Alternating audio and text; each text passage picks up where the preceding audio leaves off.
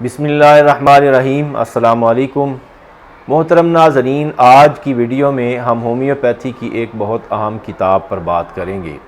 एक ऐसी किताब जो होम्योपैथ्स के एक बहुत बड़े मसले का एक मुनज़्ज़म और साइंटिफिक और एक बाज़ाब्ता इलाज पेश करती है, और मसला ऐसा कि जिसके बारे में आवाम को होम्योपैथ से अक्सर शिकायत रहती है।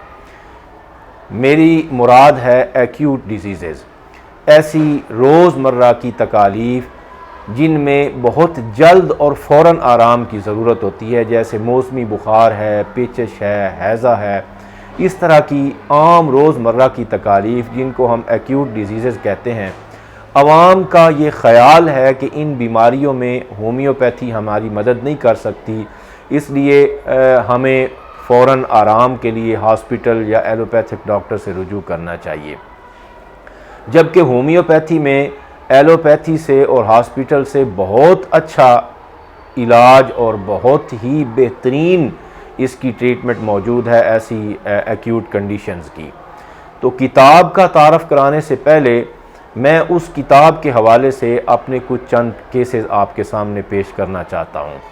एक दफ़ा मेरे एक दोस्त मेरे पास आए, जिनका बच्चा जो उस वक्त कोई साल डेढ़ साल का था, उसको बुखार था और उसको उन्होंने एलोपैथिक डॉक्टर से पहले दवाएं लेकर दी। 4-5 दिन हो गए, बुखार ठीक नहीं हो रहा था। बच्चा छोटा था, बहुत परेशान थे। आए मुझे बताते हैं कि इतने दिन हो गए हैं, बुखार है, ठीक नहीं हो रहा। जब मैंने बुखार की तफसीलात पूछी तो पता चला कि मौसम चेंज हो रहा था, गर्मी से सर्दी आ रही थी और रातें ठंडी थीं, और बुखार एग्जैक्ट रात 12 बजे शुरू होता था, और बुखार के साथ बच्चा बहुत बेचैन होता था, शदीद बेचैनी होती थी, रेस्टलेसनेस होती थी। अब ये चीज़ें हम देखें, मौसम चेंज हो रहा है, रातें ठंडी हैं, गर्मी से सर्दी आ रही है, बुखार एग्जैक्ट 12 बजे शुरू होता है और उसके साथ शदीद बेचैनी भी है और चेस्ट में साथ इशू है, तो फ़ौरन होम्योपैथ के ज़हन में आर्सेनिक जाती है।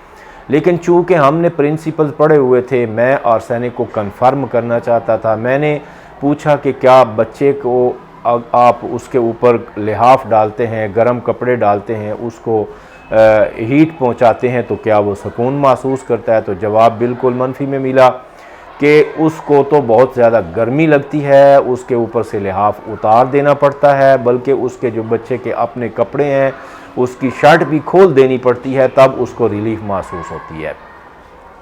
अब ये बात कि एग्जैक्ट मोडेलिटीज़ आर्सेनिक की हैं, कंडीशन भी आर्सेनिक की है, सिम्टम भी ज़ाहिरन आर्सेनिक की नज़र आ रही हैं, लेकिन बच्चा सेंसिटिव टू हीट है, उसके कपड़े खोल देने पड़ते हैं, उसको बाहर खुली हवा में ले जाना पड़ता है, तब वो थोड़ा सा रिलैक्स होता है। अब क्या किया जाए? तो मेरे जहन में फ़ौरन बात आई कि आर्सेनिक का ऐसा कोई साल्ट देखते हैं जिसमें बच्चे को जिसमें पेशेंट सेंसिटिव टू हीट होता है। तो मैंने देखा कि आर्सेनिक आयोडाइड ऐसा साल्ट है जिसमें आर्सेनिक की मोडेलिटीज़ तमाम तर मौजूद हैं, लेकिन पेशेंट सेंसिटिव टू हीट होता है। तो मैंने आर्सेनिक आयोडाइड की 2 डोजेज़ दे दी। मैंने कहा 30 की कि एक डोज़ आप जाकर दे दें बच्चे को, और अगर आपको महसूस होता है कि एक आध दिन में बच्चा ठीक नहीं होता तो फिर दूसरी डोज़ रिपीट करनी है। 3-4 दिन बाद वो वापस आए और वो बड़े खुश थे और कहते हैं कि अजीब बात है, आपने ये क्या मेडिसिन दी थी? आपने ऐसी मेडिसिन दी जिससे हमें लगता है कि आपने उस बच्चे की पूरी तकालीफ़ का स्विच ऑफ कर दिया, बिल्कुल जैसे बटन ऑफ कर दिया। हर चीज़ उसकी विदिन मिनट्स ठीक होनी शुरू हो गई और उसी रात को बच्चा आराम से सो गया, बुखार उसके बाद नहीं हुआ। तो एक ये केस था। एक और केस है कि एक हमारे दोस्त हैं, वो होम्योपैथ नहीं है, लेकिन होम्योपैथी के साथ उनको बहुत शगफ़ है। होम्योपैथिक बुक्स उन्होंने रखी हुई हैं और वो आम घर में होम्योपैथिक दवाएं इस्तेमाल करते हैं। अच्छी स्टडी है उनकी। मैं समझता हूँ कि एक आम होम्योपैथ से शायद उनकी अच्छी स्टडी हो। तो उनके बच्चे को भी बुखार था। वो कहते हैं जी हमने काफ़ी दवाएं दे ली हैं, इतने दिन हो गए हैं, उतर नहीं रहा बुखार, तो अब क्या करें? मैं गया उनके घर, बच्चे को देखा। मैंने 2 चीज़ें नोट की। एक मैंने नोट की कि सर्दी के दिन थे, लेकिन वो बच्चा ऊपर कपड़ा नहीं ले रहा था। बच्चा 8-10 साल उसकी उम्र होगी। कपड़ा नहीं ले रहा था, अच्छी खासी सर्दी मौजूद थी और उसके साथ उसको शदीद गनूदगी थी और गनूदगी के साथ पसीने आ रहे थे, बेसुध सा होकर पड़ा हुआ था। तो जब मैंने इन कंडीशन को देखी, ये कंडीशंस देखी, तो रिपर्टराइज़ किया या जो बुखार के एक्यूट डिजीज़ के हवाले से जो कुछ मैंने पढ़ा और समझा हुआ है, तो जब गनूदगी की, गहरी गनूदगी की कैफियत होती है और पेशेंट सेंसिटिव टू हीट होता है, तो उसमें दवा ओपीएम आती है। तो मैंने उनको ओपीएम की एक डोज 200 की दे दी। अच्छा, अगर इसी तरह की गनूदगी हो, नींद हो, तो उसमें अगर पेशेंट सेंसिटिव टू कोल्ड हो तो जेलसीमियम और दवाएं आती हैं, लेकिन वो पेशेंट अच्छा खासा सेंसिटिव टू हीट था। मैंने ओपीएम 200 दे दी। शाम को उनका फ़ोन आया, कहते हैं अभी आराम नहीं आया। मैंने कहा वेट करें। अच्छा, सुबह पता चला कि बच्चे का बुखार उतर गया है, बच्चा रिलैक्स हो गया है, खाना पीना शुरू कर दिया है, गनूदगी भी ठीक हो गई है, तमाम चीज़ें ठीक हो गई हैं।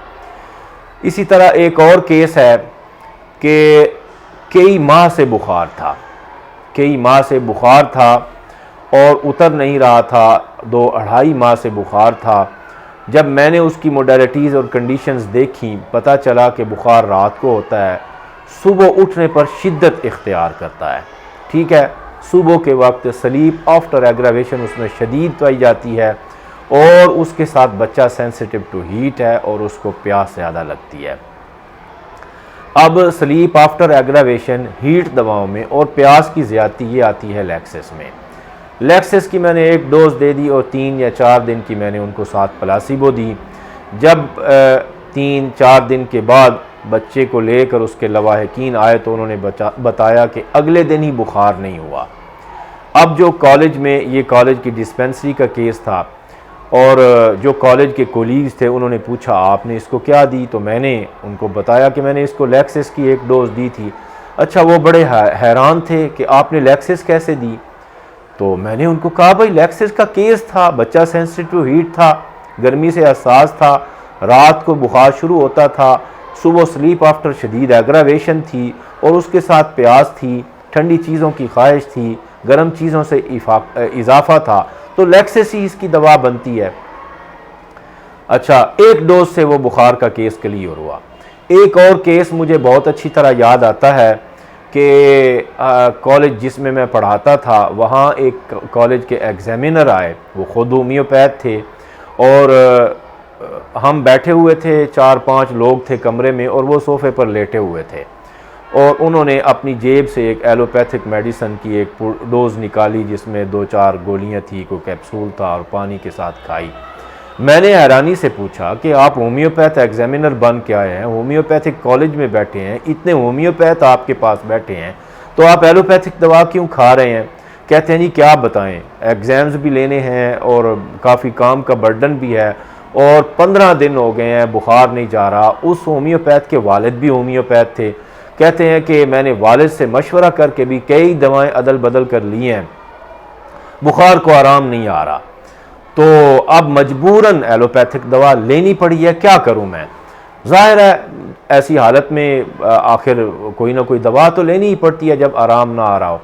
अच्छा, मैंने उनसे पूछा, उनकी हालत कंडीशन पूछी, तो सर्दी गर्मी पूछी मैंने, तो कहते हैं कि जी ना सर्दी बर्दाश्त हो रही है और ना ही मुझसे गर्मी बर्दाश्त हो रही है। थोड़ी सी ठंड होती है, ऊपर से लिहाफ उतारता हूँ, कपड़े उतारता हूँ तो सर्दी लगती है और ऊपर अगर थोड़ा सा ज़्यादा गर्म कपड़ा लेता हूँ तो गर्मी लगती है, घबराहट होती है, बर्दाश्त नहीं होती, ना सर्दी बर्दाश्त हो रही है ना गर्मी बर्दाश्त हो रही है। प्यास का पूछा मैंने, कहते हैं जी प्यास तो बिल्कुल नहीं है। मैं कॉलेज की डिस्पेंसरी में गया, वहाँ से एंटम क्रूडम की मैंने चंद डोजेस बनाई और उनके एक डोज मैंने दस्ती उनके मुंह में डाल दी।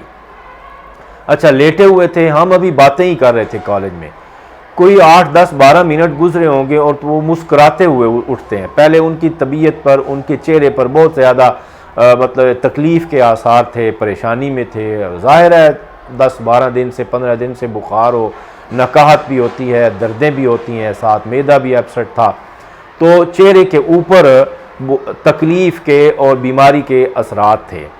10-12 मिनट बाद वो मुस्कुराते हुए और एक फ़्रेश चेहरे के साथ उठते हैं, जैसे उनके चेहरे पर एक ताज़गी का एहसास आ रहा था और मुस्कुरा कर कहते हैं आप मानेंगे नहीं, लेकिन मुझे आराम आ रहा है और मुझे आराम आ चुका है। अब वो कहते थे कि आपने किया क्या है, ये जादू क्या किया है, हमने तो बड़ी कोशिशें की थी, आराम नहीं आ रहा था, आपने क्या किया है। मैंने कहा जी जो आपकी दवाई बनती थी वो दी है मैंने। कौन सी दवाई है, बताया कि एंटम क्रूडम थी। चंद एक दवाएं हैं हमारे पास जो सेंसिटिव टू बोथ हैं, सल्फर है, मर्कसाल है, एंटम क्रूडम है, जो सेंसिटिव टू बोथ हैं।